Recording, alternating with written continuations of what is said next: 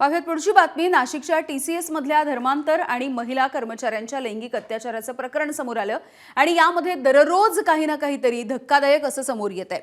राष्ट्रीय महिला आयोगाच्या सदस्यांनी यामधल्या पीडितांशी संवाद साधलेला आहे। त्यावेळेला एका पीडितेनं कॅन्सरग्रस्त वडिलांच्या उपचारासाठी अत्याचार सहन केल्याची धक्कादायक माहिती सूत्रांनी दिली आहे। वडिलांची केमोथेरपी सुरू होती आणि त्यासाठी लागणारी औषधं आणि पैशांची गरज असल्यामुळे या पीडितेनं मानसिक छळ आणि अपमान देखील समोर केलाय। तर दुसऱ्या पीडितेवरती कुटुंबाची जबाबदारी असल्यामुळे नोकरीच्या नावाखाली धर्मांतराच्या छुप्या अजेंड्याला बळी पडल्याची माहिती समोर येते आहे।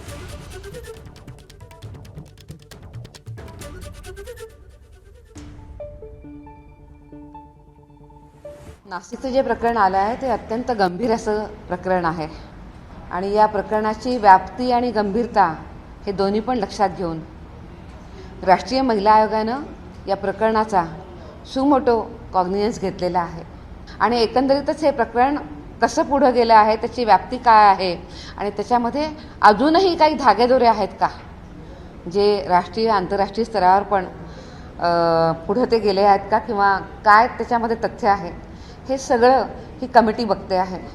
मी त्यांना येणाऱ्या 10 दिवसामध्ये या कमिटीचा जो प्राथमिक रिपोर्ट आहे हा प्राथमिक रिपोर्ट आयोगापुढे सादर करायला सांगितलं।